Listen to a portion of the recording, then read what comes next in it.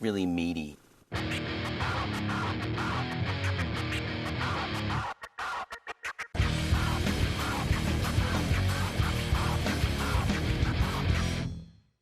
Praise the sun! This is the Jocular Spectalkular, where we jocularly talk about spectacular things. I'm Walter, and I've got my hair slicked back for this one because I'm ready for people to say I eat sloppy steaks. With Elden Ring around the corner, of course people are going to be talking about accessibility in games and how Souls should have an easy mode. Look, if you think Souls should have an easy mode, I think less of you as a person! But in all seriousness, accessibility is important. People should have the ability to access things. Ramps, short urinals, big stalls with bars. Movie theaters have showings now with subtitles, and there are audio options for the visually impaired. Video games have made great strides in the accessibility department.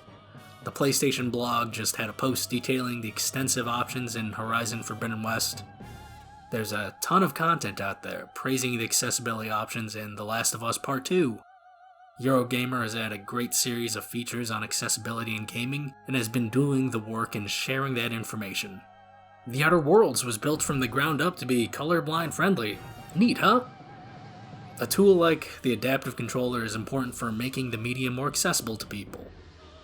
We need more diversity in games.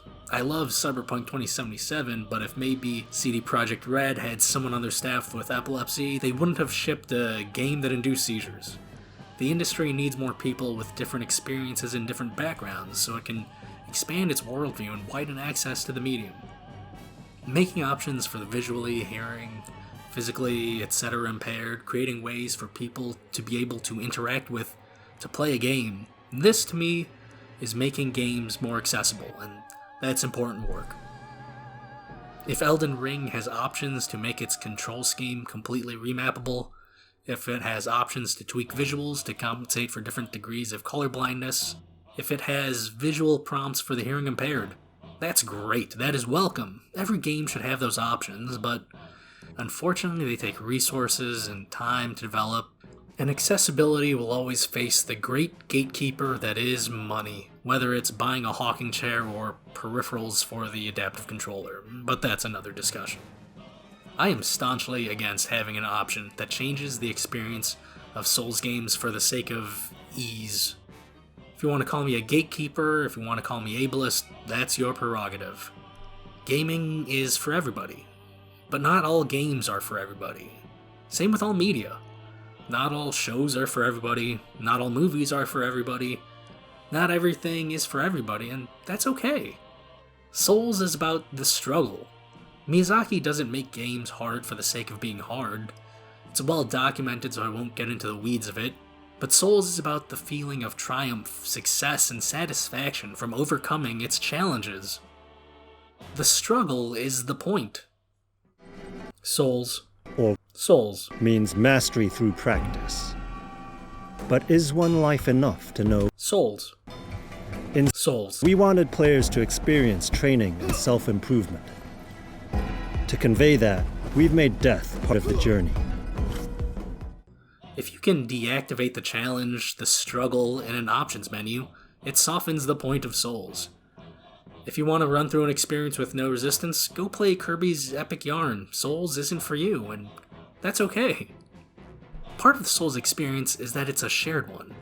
Seeing the phantoms, messages, summon signs, and the final moments of other players, that conveys the shared experience of Souls, and it extends outside the in-game experience, with people contributing to wikis and commiserating over encounters around the water cooler and on social media. We're all in the same boat catching the same hell from the same poison swamp.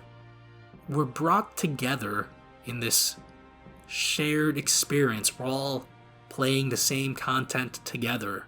If you offer people an easier, different experience from the baseline difficulty, it fractures that feeling of togetherness from everyone playing the same content as everyone else. Besides, easy mode already exists in Souls. It's an easier experience with certain builds. Magic your way through Demon Souls or chuck lightning spears and fireballs in the darks. And togetherness. Souls is an easier experience with jolly cooperation. You and kindly, competent strangers gangbanging a boss. To say interaction is what makes games special is reductive. Looking at a painting, listening to a song, observation is interaction, and there are modern art exhibits that you literally interact with, or they interact with you.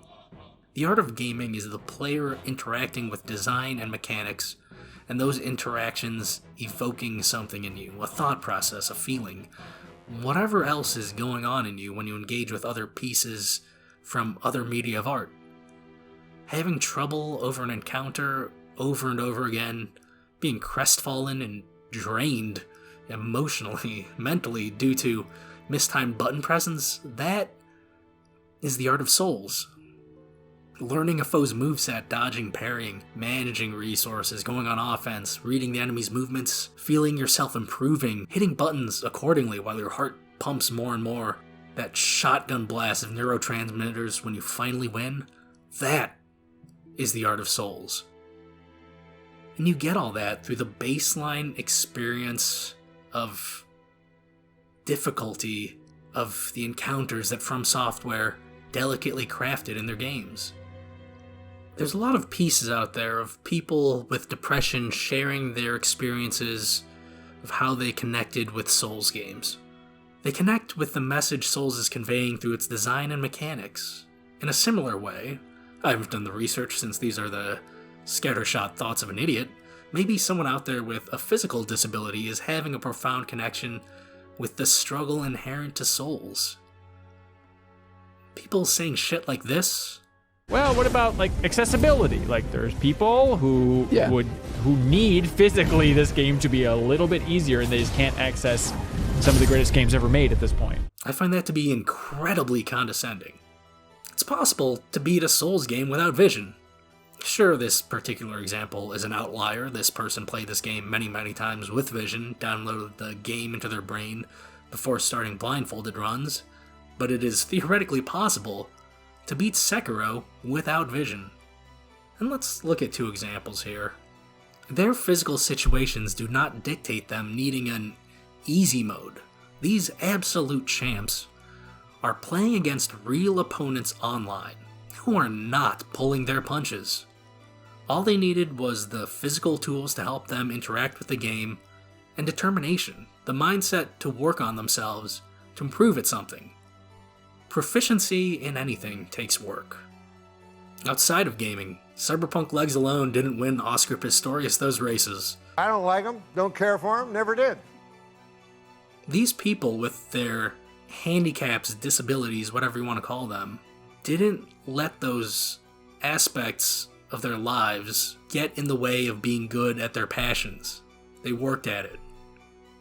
Get good, if you will.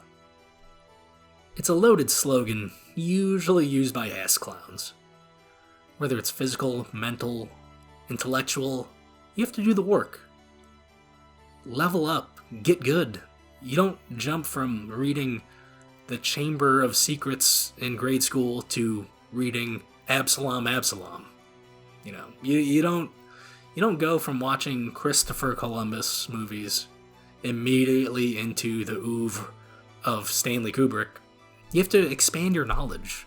You have to develop your understanding of language, be it literal language, visual language, or the language of game mechanics and design. You have to be ready and willing to learn. You have to have the mindset of not being there yet, but knowing you can get there if you work at it. Get good, effort and guts, whatever you want to call it. That's Souls. If you're afraid of the difficulty of a game, you have to keep in mind that even if they wanted to, they can't make it so hard that only like a very small percentage of people can clear it. They're just intimidated up here. They've already set themselves to fail up here. It might take you longer, yes, but that doesn't mean that you can't do it. But the world is mostly baby dicks getting frustrated at the slightest resistance. Accessibility is people having the ability to engage and interact with an experience. And those tools and resources should be available to everyone. Whether or not they can mentally, intellectually, emotionally engage with, connect with, process, or get something out of a piece of media or handle the experience, that's on the individual. And difficulty, facing a level of resistance to get to the reward, is the soul's experience. Nothing ventured, nothing gained. It's as satisfying to me as coming is. And if you can't handle the core experience that is Souls, then it's not for you, and that's okay. But what about the people that just want to experience the world and lore they've heard so much about? Exploration, a sense of discovery, it isn't a given. It's earned, and Souls reflects that. I mean, I have to get good if I want the sense of discovery of biking this 70-kilometer trail on the islands of southern Japan, but I gotta get good and do legs and cardio. Get good shouldn't be a phrase used derisively. It should be a phrase of encouragement to be better than you are now, to work on yourself, to improve, Kaizen. If you want to experience the discovery and satisfaction of a Souls game, you have to get good and take the time to understand the mechanics, time to develop an eye for level design, time to read an opponent's attack patterns, just time to understand the design of a Souls game. Get good is patience and analysis at its core. Whether you're getting good at fighting games, getting good at Souls games, getting good at not being schlubby. And if you are having a hard time, BetterHelp.com. But if you're having a hard time in a Souls game, the Souls community is there for you. We're contributing to wikis and putting down our summon signs. Like I mentioned earlier, Souls is a shared experience. That's another lesson of the Souls design, with Miyazaki's anecdote about driving in the mountains in the snow and just having a stranger getting you over that hill, and then the next stranger helping the stranger that helped you, and the next stranger helping the next stranger, and so on and so forth. Souls games and life is easier with the kindness of others. We just need to be able to accept that kindness and be able to put that kindness out there ourselves. But we can't rely solely on the kindness of strangers. We also need to find the strength in ourselves to persevere. And that is Souls. So yeah, fuck an easy option in Elden Ring. And if Elden Ring launches without aids for the hearing and visually impaired and other options for other disabilities, that's truly unfortunate. The accessibility movement is mostly a Western thing. I can't think of a Japanese game off the top of my head that really goes in depth with having options for disabilities, and that's unfortunate, but hopefully we'll get there where it becomes standard for AAA games to have those features. Just, the producers have to loosen their purse strings to get those options out there. And if you are getting the courage to play a Souls game for the first time by picking up Elden Ring, I will see you in the lands between. Present day. Present time.